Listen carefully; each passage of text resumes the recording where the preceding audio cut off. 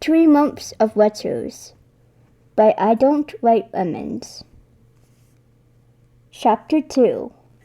Day 2, 3, and Letter 1. Summary. Tommy catches himself slipping after only 2 days. It's gonna be a long 3 months.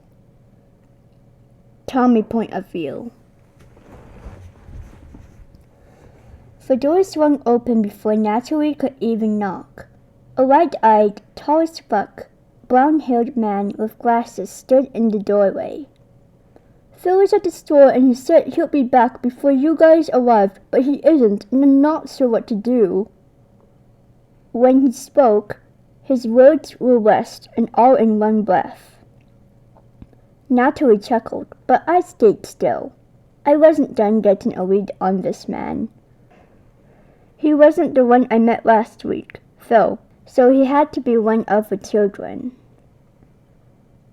Wilbur, you can start by letting them in.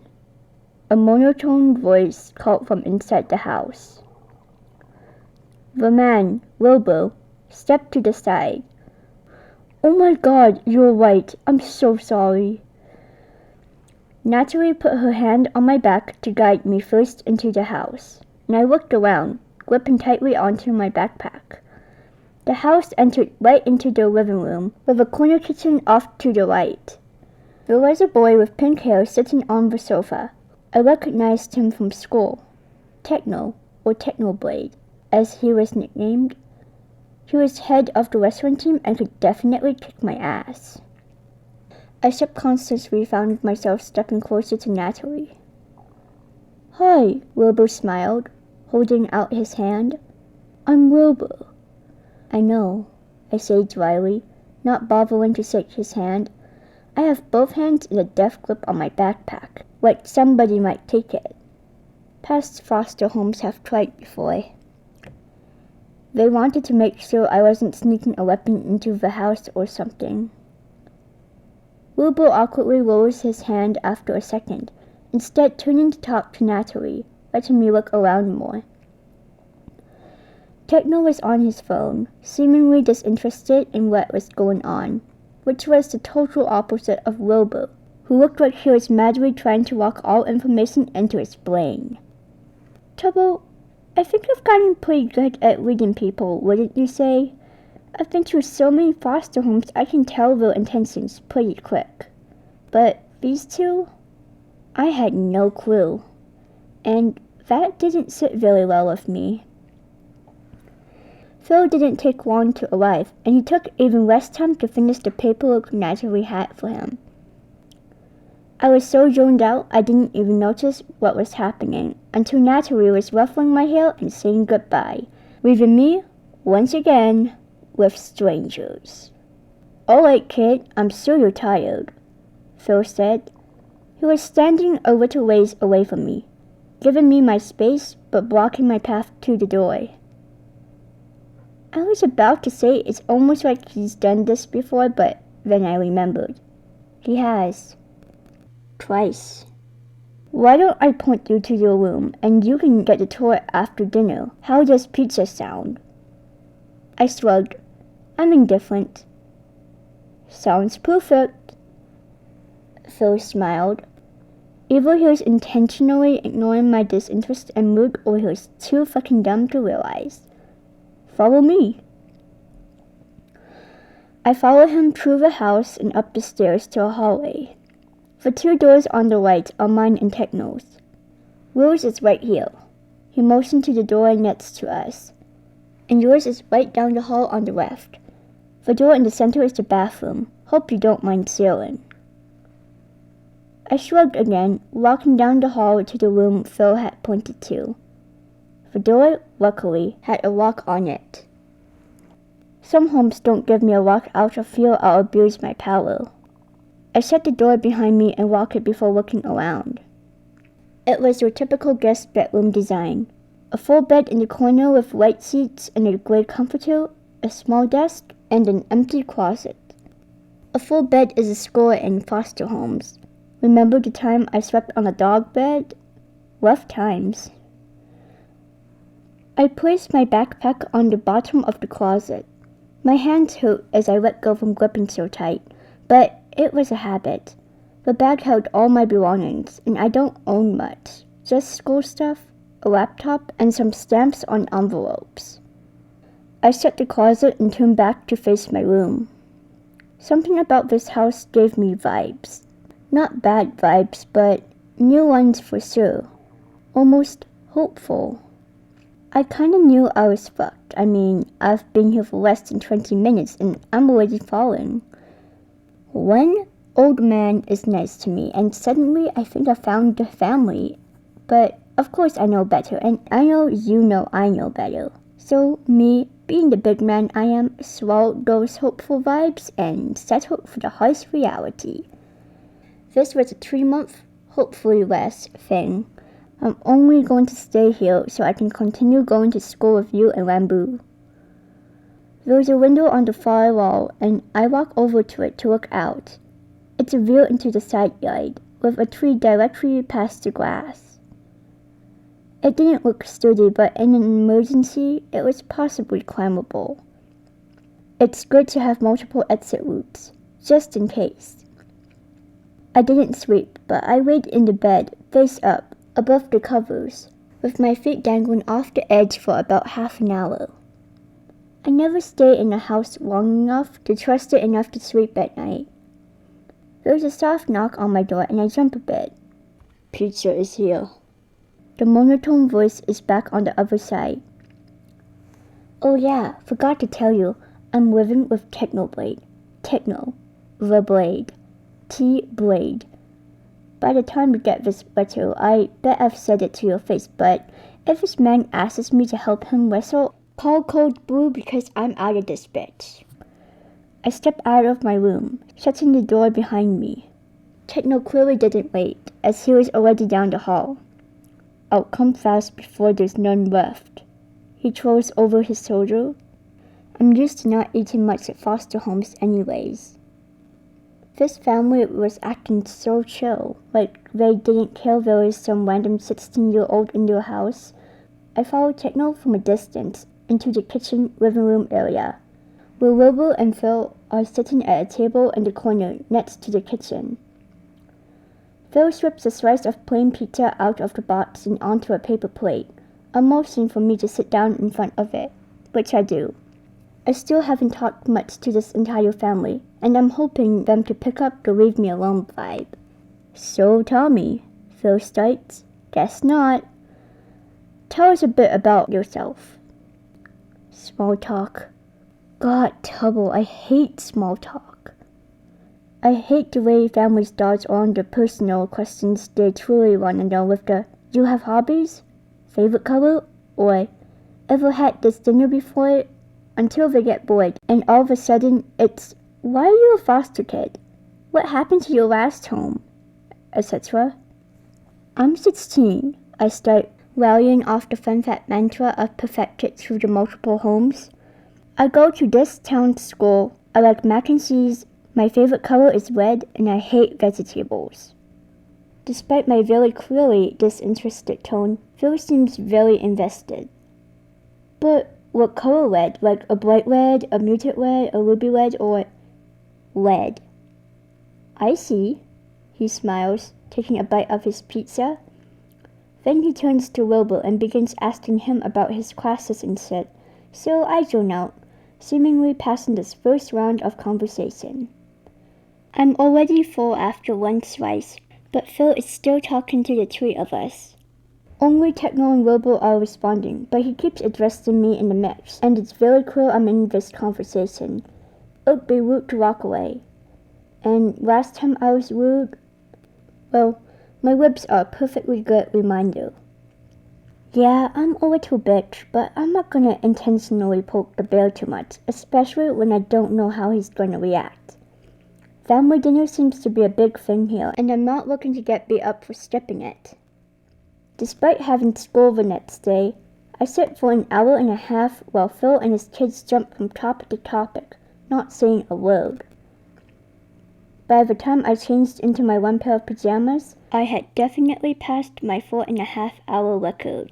Oh well, I'll get myself kicked out tomorrow or something.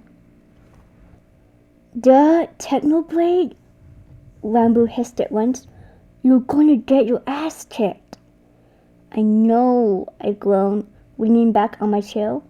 This sucks. He was the only person who could beat Dream, Tubbo recalled. Dream was another foster kid who went to this school. He was Techno's age and a big brother and protector to all the foster kids.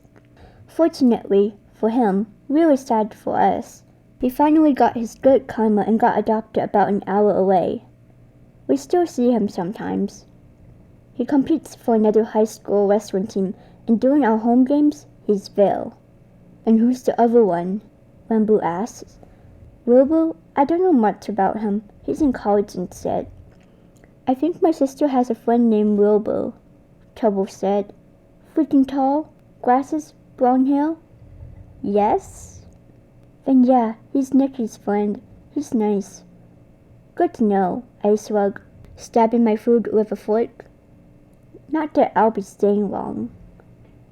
Dude, you gotta hold out, Ranboo said, or else who knows when you'll not see us again. Ranboo had a point, but I'll never say that to his face.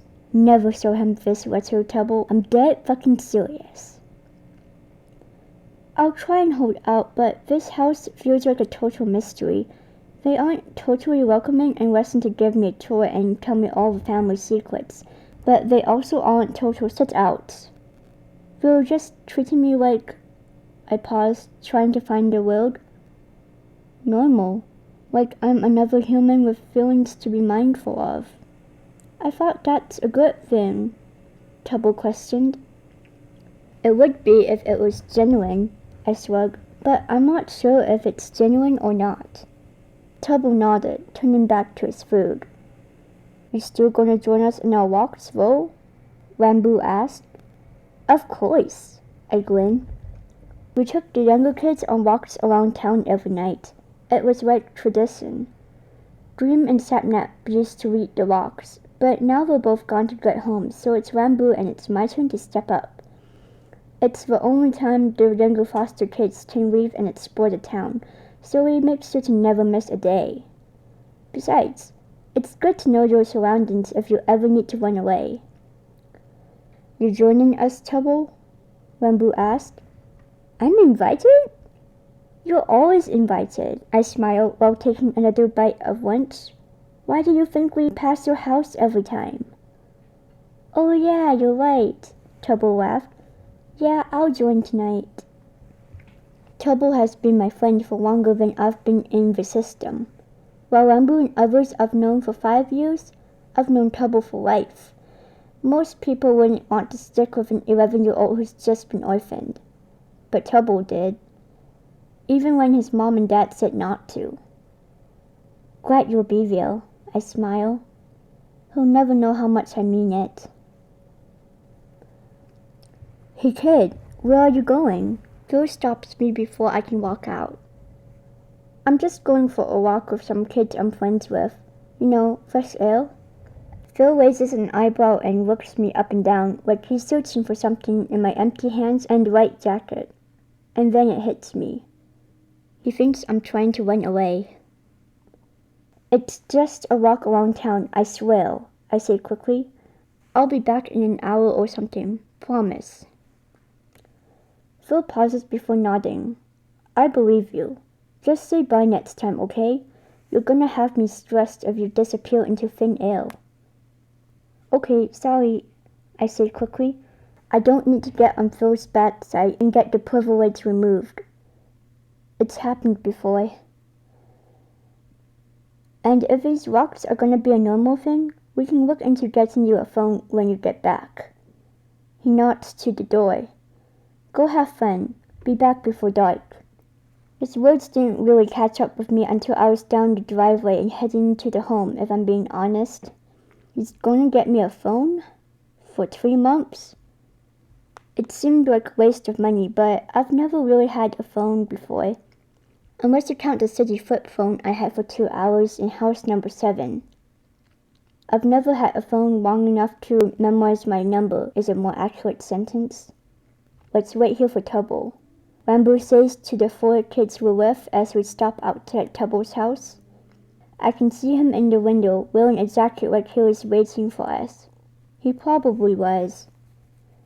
I wave him out and see him yell something into the house before disappearing from the window and reappearing at the door, running down the porch steps into our group. His sister, Nikki, steps into the window veil, waving goodbye to her little brother. Tubbo and Nikki always had such a sweet relationship. I won't lie and say I didn't feel jealous of it sometimes. To have an older sibling who waits for you to arrive home safe or makes you breakfast in the morning, it was a luxury I never got. Nikki let Tubbo hang out with her and her friends and kept him in the loop with her life. They were inseparable and I wish I had it. Hey Tommy, look, it's your foster brother, right? Ranboo pointed back to the window. Going based off descriptions, that looks like... Yeah, that's Wilbur. Wilbur and 2 more people have appeared behind Nikki to watch Tubbo leave. I'm not sure if Wilbur saw me, but if he did, he didn't wave or anything. I tried to ignore the pit of disappointment in my stomach. I've known him for under 48 hours and I'll only be staying with him for 3 months. It's fucking stupid how quickly I get my hopes up, even after 5 years. It's not fair to myself, but I bet it's also not fair to others. They think they've made progress in getting me to open up, only for me to catch myself slipping and isolate myself all over again. It's a cycle of negative progress, and one that only results in foster families getting frustrated and me getting hurt physically or mentally. Not that I'll change. I clutch the 20 in my pocket as we enter the center of town. You guys wait here. I gotta stop at the drugstore, I say with a smile, not wanting to set off the younger kids. But Ranboo's face falls with understanding. More concealer already? The last house was a doozy, I grin. It's not funny, Tommy. Tubbo frowns.